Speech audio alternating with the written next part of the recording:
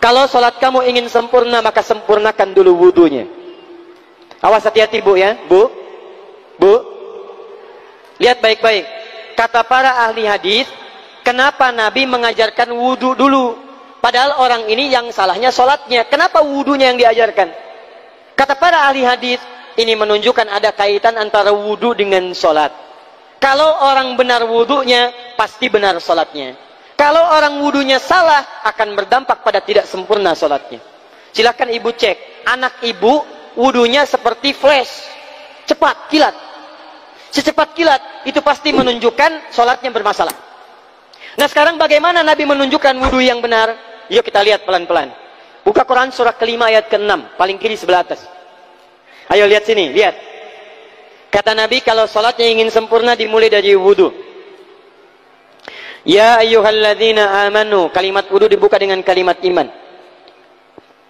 Idza qumtum ila shalah. Kalau kamu ingin sempurna dalam menunaikan salat, faghsilu wujuhakum. Maka mulai dengan menyempurnakan wudu. Lihat baik-baik, saya tidak bermaksud mengajarkan, hanya mengulang kembali apa yang kita pelajari. Yang pokok dalam wudu itu ada 4. Sisanya sunnah. Awas, kalau yang 4 ini tidak sempurna, maka batal wudunya. 1, faghsilu wujuhakum, basuh wajahnya. Kalau disebutkan wajah dalam bab wudu, itu tidak ada yang lain kecuali bagian tampak muka. Gitu ya. Kalau yang punya jenggot, itu termasuk janggutnya di selai-selai. Kalau bapak kalau tidak punya jenggot atau belum punya jenggot, tidak usah maksa. Karena sunnah dalam hadis jenggot itu sunnah merawat, bukan menumbuhkan. Silakan buka tentang babul liha, bab jenggot. Itu hadis-hadis tentang sunnah jenggot, sunnah merawat bagi yang punya jenggot. Tapi yang tidak punya jenggot jangan dipaksakan. Beli arang, sok. Beli timun, tidak usah. Ya, tapi kalau ada jenggotnya silakan rawat dengan baik supaya menampakkan nilai-nilai kemuliaan. Paham?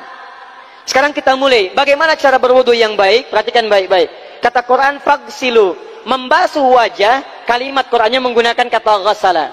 Ghassala itu ambil airnya, tumpahkan di tempat yang dibasuh. Ambil airnya, tumpahkan di tempat yang dibasuh.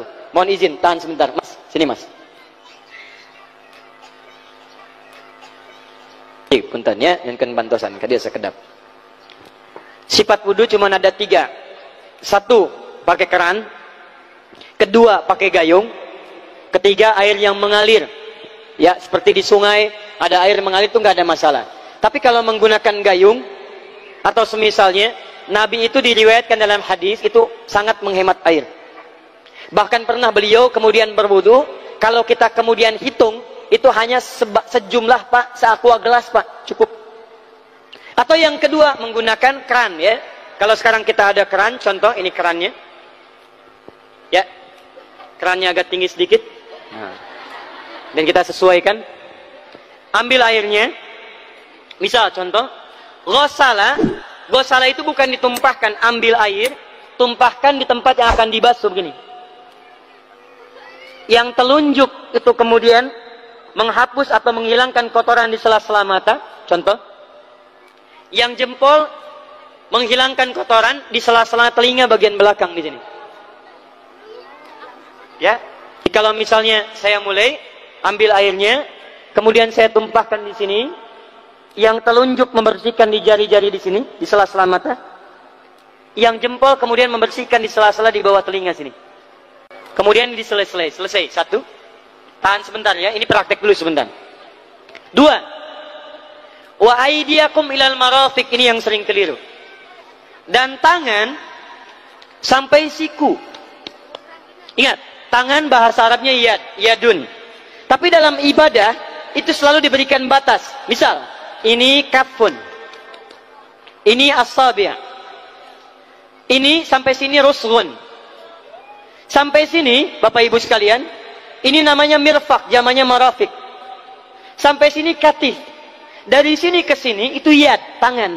Dalam bab salat, bab wudu, bab ibadah, tidak pernah Al-Quran dan hadis menyebutkan tangan kecuali diberikan batasnya.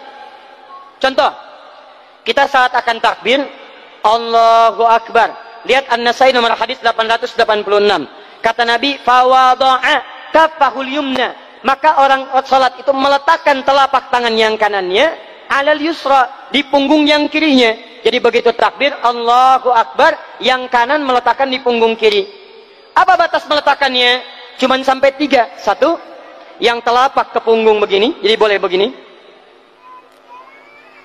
Yang kedua, pergelangan ketemu pergelangan begini. Rusgun ala rusgin. Jadi begitu takbir Allahu Akbar, ini boleh. Tapi nggak usah diukur Pak ya, jangan telat. Allah, pas, cepat. Boleh nanti lebih sedikit ke sini. Yang tidak boleh, awas, ini dilarang dalam hadis. Yang tidak boleh kata Nabi, jangan engkau bersedekap seperti orang sombong. Kata para ulama bagaimana? Ketika tangannya bertemu dengan mirfaknya begini.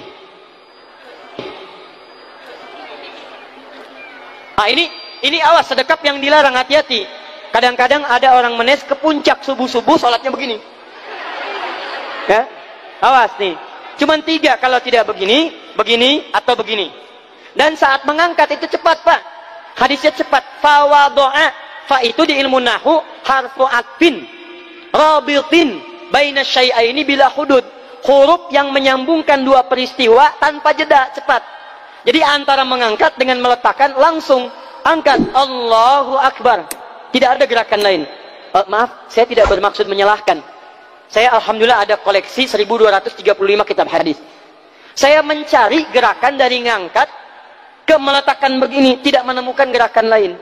Karena itu jangankan hadis-hadis yang sahih, di kitab hadis palsu pun pemalsu hadis tidak tertarik memasukkan hadis ini.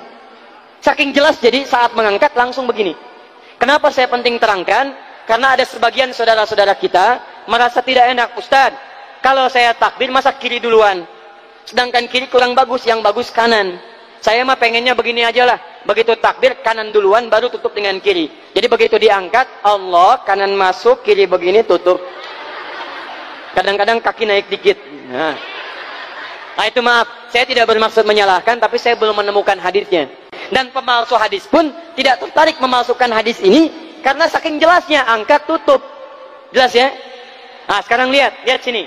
Dalam bab wudu, bahasa Qur'annya mengatakan wa aidiakum ilal marafiq, dari tangan sampai siku. Ila dalam ilmu nahu harful ghayah, huruf yang menunjuk pada tujuan, batas dari ke. Ana minal an sa'adhab min Menes ila Bekasi. Saya setelah ini akan pergi dari Menes ke Bekasi. Jadi saya berangkat dari mana? Menes. Tujuannya kemana? Bekasi. Tujuan dalam bahasa Arab menggunakan ila, harfu ghayah. Dari Menes ke Bekasi. Men Menes ila Bekasi. Dalam wudu, lihat. Aidiakum ilal marafiq, ila sampai siku. Bukan dari siku ke tangan. Jadi saat kita mengambil air wudu, ambil airnya, tumpahkan dari sini, ilal marafiq sampai ke siku ke sini. Balikan lagi ke depan. Jadi bukan kerannya dibeginikan, sikunya dibeginikan, takut, bukan. Jadi bukan siku diteruskan ke bawah. Yang tepat itu ambil airnya, kemudian basuh dari sini sampai dengan ke sikunya. Hati-hati, ini ada maknanya. Dan jika benar di hadis Muslim, jika orang wudunya benar seperti ini, maka bersamaan dengan jatuhnya air wudu itu, jatuh pula dosa-dosa dan kotoran yang melekat pada anggota tubuhnya. Tidak cukup dengan amin, nanti kita lihat dulu. Teruskan, saya baru caranya dulu nih. Awas. 3. Wamsahu biru'usikum. Wamsahu, lihat. Untuk wajah, pakai gosala, basuh. Tangan, gosala, basuh. Tapi ketika berpindah pada yang ketiga, wamsahu, berubah jadi masaha.